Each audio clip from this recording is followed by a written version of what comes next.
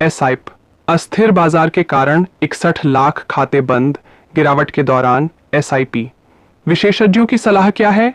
पिछले कुछ वर्षों से नौकरी पेशा वर्ग के लिए निवेश का पसंदीदा और लोकप्रिय विकल्प म्यूचुअल फंड में एसआईपी को माना जा रहा था। जनवरी महीने में एसआईपी के जरिए म्यूचुअल फंड में निवेश 26,000 करोड़ रुपए तक पहुंच गया है। हालांकि इसी दौरान पिछले कुछ दिनों में 61 लाख एसआईपी खाते बंद हो चुके हैं। इस स्थिति में जब शेयर बाजार में गिरावट आ रही है, एसआईपी खाता धारकों को क्या करना चाहिए? क्या उन्हें निवेश जारी रखना चाहिए? सही फंड का चयन कैसे किया जाए, इस पर विशेषज्ञों की राय जानेंगे। शेयर बाजार में गिरावट और एसआईपी निवेश की स्थिति। पिछले कुछ महीनों से शेयर बाजार में गिरावट देखी जा रही है।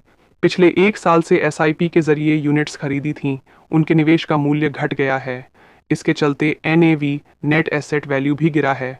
इससे एसआईपी निवेशकों के निवेश मूल्य में गिरावट आई है।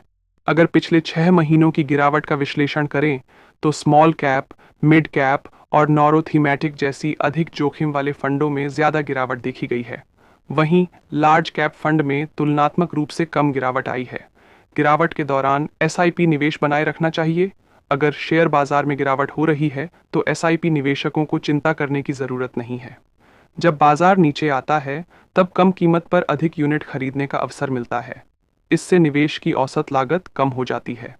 जो निवेशक एसआईपी को दीर्घकालिक नजरिए से देखते हैं, उन्हें अस्थायी गिरावट को लेकर परेशान होने की जरूरत नहीं है।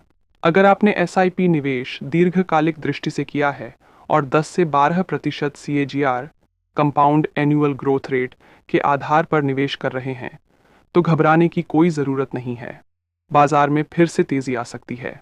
एसआईपी निवेश के लिए सही दृष्टिकोण। जो निवेशक अपने एसेट एलोकेशन पर ध्यान नहीं देते और अधिक जोखिम वाले फंड में एसआईपी शुरू करते हैं, वे अक्सर अल्पकालिक दृष्टिकोण अपनाते कुल निवेश का 25 से 40% से अधिक हिस्सा मिड कैप और स्मॉल कैप इक्विटी एसआईपी में नहीं लगाना चाहिए। निष्कर्ष: अगर एसआईपी निवेश दीर्घकालिक है तो बाजार की